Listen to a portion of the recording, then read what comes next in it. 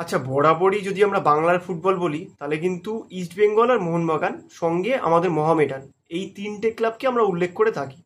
বিশেষত যদি আমরা বলি তাহলে ইস্ট বেঙ্গল আর মোহনবাগানটা সবচেয়ে বেশি। কিন্তু বর্তমানে দেখলে যেটা দেখা যাচ্ছে সেটা হচ্ছে ডায়মন্ড হারবার নামে টিমটা। এটা কিন্তু খুব পুরনো টিম না, মোটামুটি নতুন টিমই।